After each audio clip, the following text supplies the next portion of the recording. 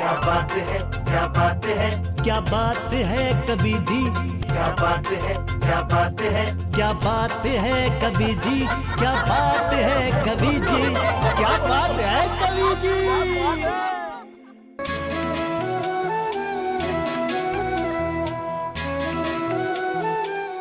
जय जिनेंद्र बंधुओं, मैं कवि डॉक्टर राहुल जैन आपका स्वागत करता हूं आपके अपने कार्यक्रम में जिसका नाम है क्या बात है कवि जी, क्या बात है कवि जी।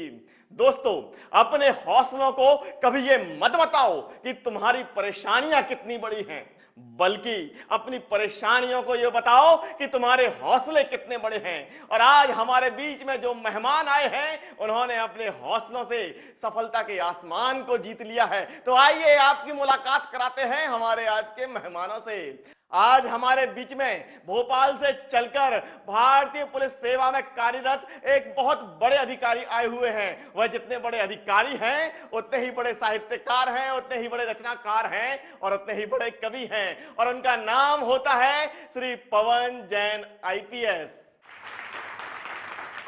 यदि देश के हास्य कवियों की एक लिस्ट बनाई जाए तो उसमें जो सबसे उम्रदराज, सबसे बड़े कवि जो होते हैं उनका नाम होता है पवन अलवेला जी। और आज वो हमारे कार्यक्रम में आए हैं, तो आइए स्वागत करिए पवन अलवेला जी का।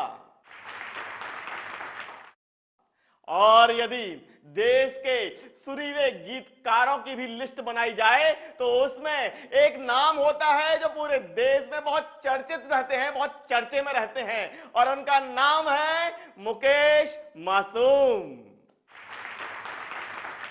तो अब जब भाई की इतनी तारीफ कर ही दी है तो आइए बुलाने जा रहा हूं उस गीतकार को कि जिसने अपने गीतों से और अपने आवाज की मासूमियत से लोगों को दीवाना बना रखा है। और दोस्तों, वैसे तो उनकी रंग बिरंगी फुलवारी में भांति भांति के गीत होते हैं, भांति भांति के फूल होते हैं, पर आइए देखते हैं कि वह अपनी रंग बिरंगी फुलवारी में से कौन से फूल चुनकर आए हैं। तो आइए बुलाने जा रहा हूं उनको जो मचाने आ रहे हैं धूम और जिन्हें हम सब लोग प्यार से कहते हैं मुकेश मासूम। नमस्कार मित्रों, मैं कवि मुकेश मासूम पारस टीवी और भाई राहुल जैन का बहुत बहुत आभार, बहुत बहुत धन्यवाद और बहुत सारी शुभकामनाएं देता हूं इस तरह के आयोजन को जो वो आयोजित कर रहे हैं। बहुत आभार। आइए चार पंक्तियां निवेदित करता हूं यहां से के जिनके चरणों की रज लगती चंदन से भी पावन है, जिनके चरणों की रज लगती चंदन से भी पावन है, जिनके आशीषों से मरुस्थल भी बन जाते उपवन है। और पंचम काल में स्वयं प्रभु जी मानव रूप में आए हैं, पंचम काल में स्वयं प्रभु जी मानव रूप में आए हैं।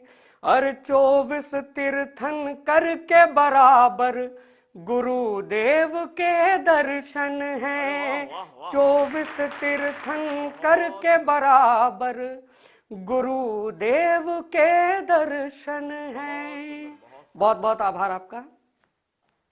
आइए कुछ पंक्तियां प्रेम की, प्यार की, श्रृंगार की, मनोहार की कविताएं लिखता हूं। चार पंक्तियां और निवेदित करता हूं मां भगवती सरस्वती, और मैं अपनी मां को नमन करना चाहता हूं, फिर अपनी मूल विधा पे आऊंगा कि कोई जादू, कोई मंत्र, कोई टोना नहीं होता, कोई जादू, कोई मंत्र, कोई टोना नहीं होता, बुजुर्गों की दुआओं से बड़ा सोना नहीं होता, बुजुर्गों की दुआओं से बड़ा सोना नहीं होता। मेरे सर पर हमेशा हाथ रहता है मेरी माँ का, मेरे घर में मुसीबत का कोई कोना नहीं होता। अरे वाह वाह वाह मेरे घर में मुसीबत का कोई कोना नहीं होता। बहुत सुंदर भाई, बहुत बढ़िया। और आइए मित्रों, कुछ प्रेम की, प्यार की, श्रृंगार की बातें करते हैं। 4 पंक्तियां और निवेदित करता हूं मैं कि स्वागत है, स्वागत है। लहर पर नाम लिखोगे स्वयं ही पढ़ न पाओगे। लहर पर नाम लिखोगे स्वयं ही पढ़ न पाओगे। किनारों पर खड़े रहकर भंवर से लड़ न पाओगे। किनारों पर खड़े रहकर भंवर से लड़ न पाओगे। मोहब्बत में मिलन बिछड़न तड़प रुसवाइयां सब हैं। मोहब्बत में मिलन बिछड़न तड़प रुसवाइयां सब हैं। जमाने से डरोगे तुम तो आगे बढ़ न पाओगे। जमाने से डरोगे तुम मोहब्बत कर न पाओगे। और आइए लोक रंजन का एक गीत आप लोगों के बीच रखता हूं। बहुत सुंदर भाई, बहुत सुंदर। पति पत्नी का जो संबंध है वो बड़ा ही मीठा सा नोक झोंक वाला रिश्ता होता है। पत्नी जब मायके चली जाती है रक्षाबंधन पर और वो जन्माष्टमी तक वापस लौटने की मानसिकता नहीं बनाती है, तब पति उसे लेने जाता है और उन लोगों के बीच में क्या संवाद होता है मैं निवेदन करता हूं, सुनिएगा। क्या बात है भाई, स्वागत है। कि पड़ा है सूना घर परिवार, पड़ा है सूना घर परिवार, अधूरा तुम बिन है संसार। चलो अब मान भिजाओ, चलो अब मान भिजाओ। तुम ही तो हो घर की सरकार, तुम्हारा हूँ मैं चौकीदार। चलो अब मान भिजाओ, चलो अब मान भिजाओ। क्या बात है भाई, क्या बात। पत्नी कहती है कि मैं थोड़े दिन मायके में हूँ तो आराम हो जाएगा, घर पर रहती हूँ तो बहुत सारा काम होता है, सुबह बच्चों को स्कूल भेजना है, तो मैं थोड़े दिन और मायके में रुकना चाहती हूँ, कुछ आराम करना चाहती हूँ। पति क्या जवाब देता है उसे सुनिएगा। कि हर रोज सवेरे उठकर खुद चाय बनाऊंगा मैं। हर रोज सवेरे उठकर खुद चाय बनाऊंगा मैं। तुम चैन से सोती रहना, 9 बजे उठाऊंगा मैं। तुम चैन से सोती रहना, 9 बजे उठाऊंगा मैं।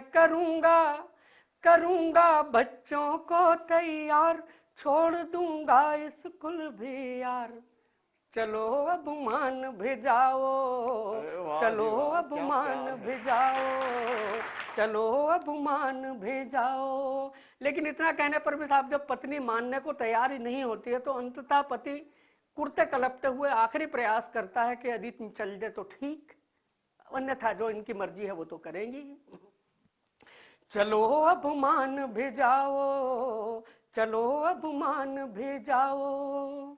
कि तुम खून चूसती रहना, मैं उफ भी नहीं करूंगा। तुम खून चूसती रहना, मैं उफ भी नहीं करूंगा।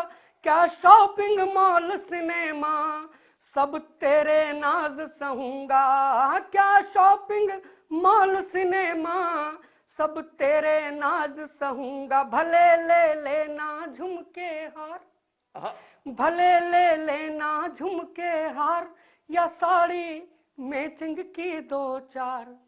चलो अब मान भिजाओ, चलो अब मान भिजाओ, चलो अब मान भिजाओ। चलो अब मान भी जाओ, चलो अब मान भी जाओ।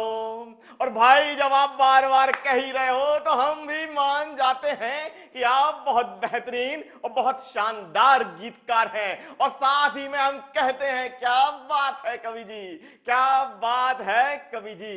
तो आइए दोस्तों, अब मैं बुलाने जा रहा हूं उस महान हस्ती को जो कि भारतीय पुलिस सेवा में पदस्थ एक बहुत बड़े अधिकारी हैं और इसके साथ में वह एक राष्ट्रीय कवि हैं, एक संवेदनशील कवि हैं, क्योंकि वह संवेदनाओं की कविताएं करते हैं, देशभक्ति की कविताएं करते हैं। और यदि हम उनकी उपलब्धियों की बात करें तो भारतीय पुलिस सेवा में उनको योगदान को देखकर उन्हें सैकड़ों सम्मान प्राप्त हुए हैं और इसके साथ साथ साहित्य में भी उनके योगदान को देखते हुए उन्हें अनेक उपाधियां प्राप्त हुई हैं। और दोस्तों यही नहीं, वह देश में एकमात्र ऐसे कवि हैं जो कि पिछले 11 वर्षों से लगातार कम से कम 9 बार लाल किले के राष्ट्रीय मंच से जिन्होंने काव्य पाठ किया है। तो आइए उस बड़े व्यक्तित्व को, बड़े व्यक्ति को बुलाना चाहता हूं और उन्हें मैं मासूम गाजियावादी साहब की 4 पंक्तियों से आमंत्रित करता हूं कि तुम्हारी शख्सियत से ये सबक लेंगी नई नस्लें कि वही मंजिल पे पहुंचा है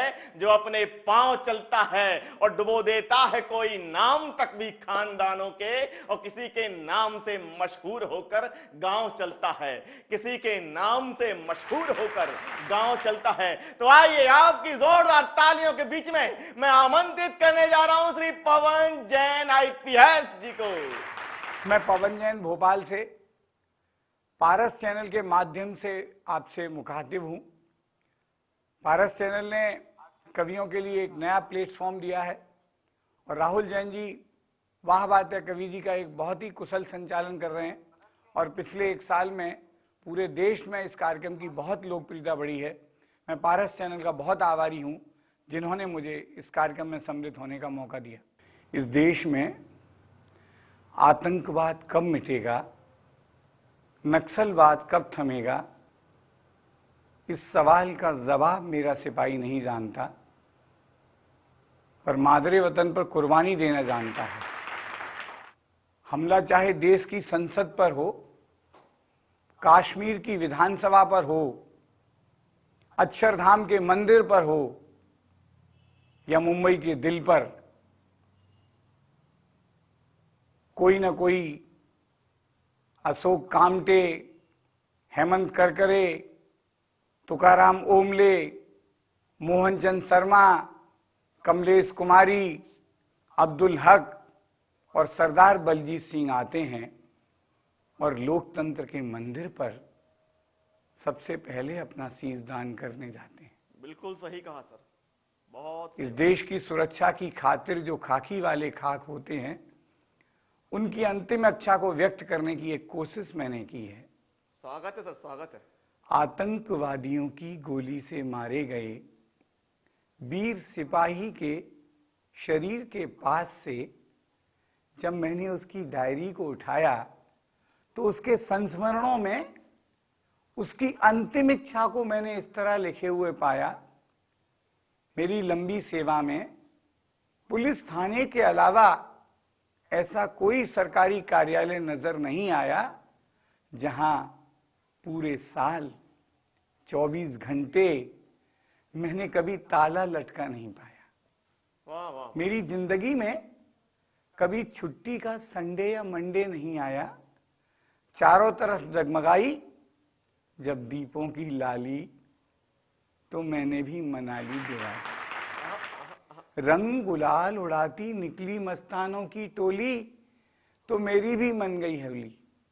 पड़े न खलल चैन में, टूट न जाएं ताले कहीं, मैंने बेचैन आंखों में नींद डुबोली। धूप, सर्दी या बारिश न कर पाई मेरे जोश को ठंडा। मैं तो करता रहा ड्यूटी लेके हाथ में डंडा।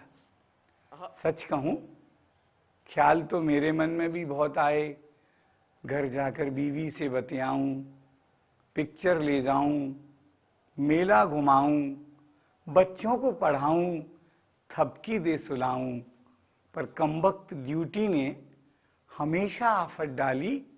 कभी मन मसोस डाला, कभी कल पे बात डाला। और जमाने ने भी देखा तो एकारत से देखा, गलती पे खाई अफसर की डांटें, जिसके दामन में हो सिर्फ नफरत और कांटे। तुम ही बताओ कि वो फूल कहाँ से बांटे। माना मेरी वर्दी में नजर आते हैं काले धब्बे, पर अब तो इल्जाम है नींव की ईंट से शिखर तक।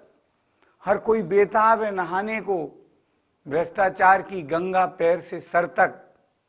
जब हर चेहरे पर पुत रही हो कालिक, तो मैं ही उजला नजर कैसे आऊं। जिस समाज में दुर्लभ हो गया हो ईमान का साबुन, वहां मैं अपनी वर्दी कैसे चमकूं। और जिस पूरी बात के लिए मैंने कविता लिखी है वो दर्द मेरा नहीं है, लाखों पुलिसकर्मियों का है। जब भी इस देश में कोई फौजी शहीद होता है, करोड़ों आंखें नम होती हैं। ड्यूटी पर बहुत रोजाना पुलिसकर्मी मरते हैं, बहुत कम होती हैं वो आंखें जो नम होती हैं। मौत चाहे कारगिल की घाटी में हो या दिल्ली के कामा अस्पताल के बाहर वीरप्पन की गोलियों से हो या संसद के दरवाजे पर, मौत कोई कमतर नहीं है। मेरे 3 साथियों ने जिनके साथ मैंने ट्रेनिंग की थी, उन्होंने शहादत दी है। उन जैसे लाखों पुलिसकर्मियों की शहादत को प्रणाम करते हुए ये पंक्तियां पढ़ता हूं। हम बांग्लादेश मुक्ति और कारगिल गाथा बड़े गर्व से गाते हैं, वीर शहीदों के किस्से हम सुनते और सुनाते हैं। जितने फौजी एक युद्ध में अपना शीश कटाते हैं, उतने तो हर साल यहाँ ड्यूटी पर मारे जाते हैं।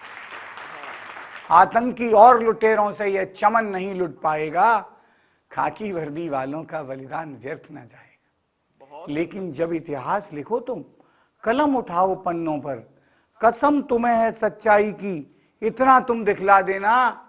गर दिखती हो हरियाली और खुशहाली पंजाब की, पुलिस जनों की विधवाओं की सूनी मांग दिखा देना। कश्मीर में लोकतंत्र का झंडा जब फहराता हो, कुछ अनाथ बच्चों की बस हंसती तस्वीर दिखा देना। आसाम, मणिपुर और त्रिपुरा में अब विघटन का शोर नहीं, कुछ गुमनाम चिताओं पर तुम श्रद्धा सुमन चढ़ा देना। अगर दिखती हो शांति और व्यवस्था की उजली तस्वीर कहीं, डाकू की गोली से घायल लंगड़ी टांग बता देना। सीमा पर लड़ता है फौजी, फौजी अपने दुश्मन से, हम लड़ते अपनों से, अपने मन से। होती है हमसे भी गलती, गलती करता है इंसान, हमको तो करनी है केवल कातिल वैशी की पहचान। वाह वाह। कहते हैं कुछ लोग हम हैं वर्दी वाले गुंडे, अपनी भाषा गाली डंडे, बदजुबान हैं, बद दिमाग हैं, भ्रष्ट और निकम्मे हैं। सच्चाई अगर इसमें हो तो तोहमत हमें लगा देना। पर मेरी अंतिम इच्छा पर इतना सम्मान दिखा देना। अगर खाकी वर्दी के पीछे भी दिख जाए इंसान कोई, तो बस प्यार से मुस्कुरा देना, तो बस प्यार से मुस्कुरा देना। बहुत ही बेहतरीन कविता। सच में दोस्तों, हम जो भागदौड़ भरी जिंदगी में लगे रहते हैं, हमें कभी 2 पल ठहर कर यह सोचना चाहिए कि वो कौन है जिनकी बदौलत हम रात में चैन और सुकून के साथ सो पाते हैं। और इसके लिए हमें पुलिस विभाग का आभार मानना चाहिए। और इतनी प्यारी कविता सुनाने के लिए श्री पवन जैन जी को हम सब मिलकर कहते हैं, क्या बात है कवि जी, क्या बात है कवि जी। तो दोस्तों, हमारी गाड़ी पहले जिस स्टेशन पर रुकी थी उसका नाम था गीत, दूसरा स्टेशन था संवेदनात्मक कविताओं का, और अब जिस स्टेशन पर पहुंची है उसका नाम होता है हास्य। और हास्य यदि कोई स्टेशन है तो उसका स्टेशन मास्टर होता है पदम अलवेला। पदम अलवेला जी पिछले 50 सालों से लोगों के चेहरों पर मुस्कान लाने का काम कर रहे हैं। उनकी अलवेला अलवेली की कविताएं तो लोगों की जुबान पर से चढ़कर बोलती है, उनका जादू गदर मचा देता है। तो आइए अब आपका इंतजार करते हैं खत्म, और आपकी जोरदार तालियों के बीच में मैं आमंत्रित करने जा रहा हूं पदम अलवेला जी को। भारत टीवी के सौजन्य से हो रहे इस कार्यक्रम में सभी दर्शकों का स्वागत है। क्या बात है कवि जी। इस कार्यक्रम में मुझे आमंत्रित किया है। भाई राहुल जैन जी को बार बार धन्यवाद देता हूँ कि इस बुढ़े को भी पसंद किया है। उम्र का कुछ भी नहीं है। आप जानते हैं किसको पता है किसकी कितनी उम्र पड़ी है, किसको पता है किसकी कितनी उम्र पड़ी है। ये जिंदगी है मौत से बेखौफ लड़ी है, किसको पता है किसकी कितनी उम्र पड़ी है। ये जिंदगी है मौत से बेखौफ लड़ी है। प्लेटफॉर्म वो परलोक का खाली नहीं अभी, मेरी जिंदगी की ट्रेन आउटर पे खड़ी है, मेरी जिंदगी की ट्रेन आउटर पे खड़ी है। और 82 वर्ष के इस बुढ़े को देखिए, अभी कोई चिंता नहीं है, कॉन्फिडेंस अब भी बहुत है। क्या सोचते हो मुझ में कॉन्फिडेंस नहीं है, क्या सोचते हो मुझ में कॉन्फिडेंस नहीं है। वो वक्त पहचानने का सेंस नहीं है, वो वक्त पहचानने का सेंस नहीं है।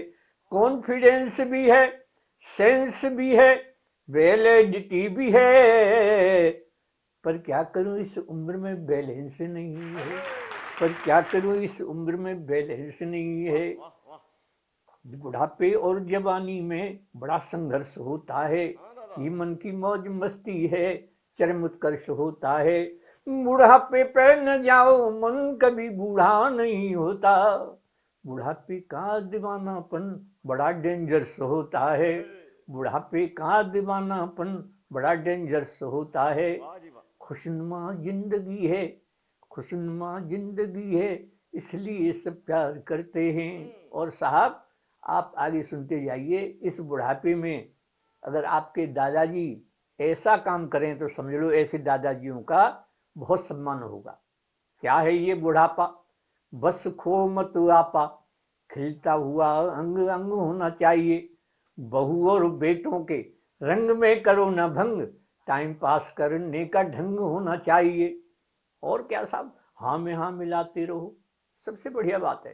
काय को और बात करें, हाँ में हाँ मिलाते रहो, हाँ में हाँ मिलाते रहो, चक माल खाते रहो।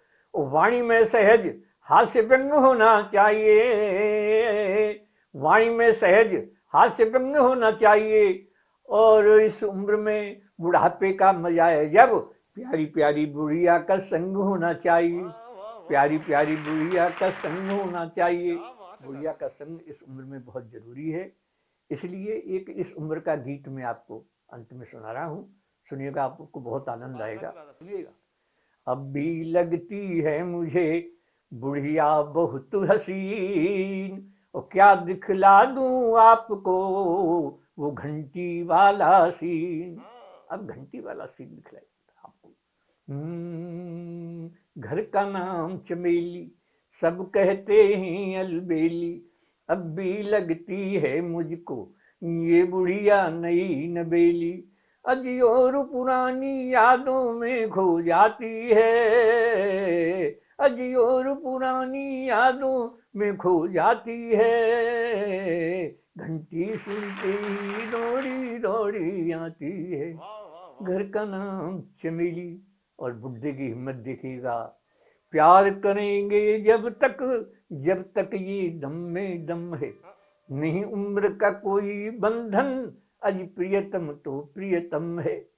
चुपके से आ जाती, घर भर के न्यूज सुनाती, आंखों में आंख डालकर फिर मंद मंद मुस्काती। अरे हम दोनों का हर सपना जज्बाती है। घंटी सुनते ही रोड़ी रोड़ी आती है। घर का नाम चमेली, सब कहते हैं अलबेली। और साहब कभी ऐसा भी होता होगा, जब ऐसा हो तो सभी दर्शकों से कहता हूं कि ऐसा भी कर सकते हैं आप। और कभी दोनों में जब हो जाती अनबन है, मैं ही उसे मनाता, वो प्रीतम तो प्रियतम है। मैं ही उसे मनाता, अज प्रियतम तो प्रियतम है। पहले तो अदा दिखाती, धीरे धीरे मन जाती, फिर बड़े प्यार से कहती, बुढ़े को शर्म न आती। अगली पंक्ति बहुत शानदार लिखी है। फिर बड़े प्यार से कहती, बुढ़े को शर्म न आती। मुझको बेशर्म बताकर खुद शर्माती है। घंटी सुनते ही दौड़ी दौड़ी आती है, घर का नाम चमेली, सब कहते हैं अलबेली। और बुजुर्गों से निवेदन ये है, मेरी उम्र के लोगों बस ऐसा ही जीवन जियो, छोड़ो बेकार की बातें, बस यही प्रेम रस पियो। उसकी है एक सहेली, अरे नाम है राम ढकेली, अलबेली से बतियाने घर आ जाती है डेली। मुझे मेरे प्यार की बातें उसे बताती है, घंटी सुनती दौड़ी दौड़ी आती है। गीत का अंतिम सुनिएगा, हमारा भी अंतिम है और गीत का भी अंतिम है, आपको आनंद आएगा, सुनिएगा। अब खेल रहे हम दोनों जीवन की अंतिम पारी, गेंद और बल्ले की आपस में हो गई यारी। मैं विकेट बचाता रहता, वो इजी बॉलिंग करती, मैं आउट ना हो जाऊं इसके डर से भी डरती।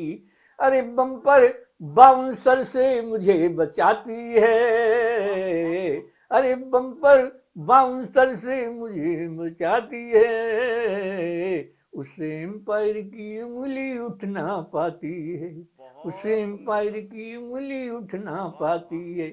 नहीं बनावट कोई ठेठ दे हाथी है, 7 जन्म के 7 वचन निभाती है। घर का नाम चमेली, सब कहते हैं अलबेली, अब भी लगती है मुझको ये बढ़िया नई नवेली, और पुरानी यादों में हो जाती है, घंटी सुनती। तो भैया अलबेला जी की तो घंटी बज गई और आपकी भी घंटी बजे और आप टीवी छोड़कर जाएं इसके पहले कहते हैं क्या बात है कवि जी। तो आइए अब आपको लेकर चलता हूं बंगाल चुनाव पर कि दीदी से जब हुई न पूरी मतदाता की मांग, कि दीदी से जब हुई न पूरी मतदाता की मांग, और लंगड़ा करके कहें बचाओ लोकतंत्र की टांग, जोगीरा सारा रा रा रा। और इन्हीं जोगीरा के साथ मैं आज का कार्यक्रम यहीं समाप्त करता हूं। अगले हफ्ते फिर आपसे मुलाकात होगी इसी समय इसी जगह, तब तक के लिए जय जिनेंद्र। क्या बात है कवि जी।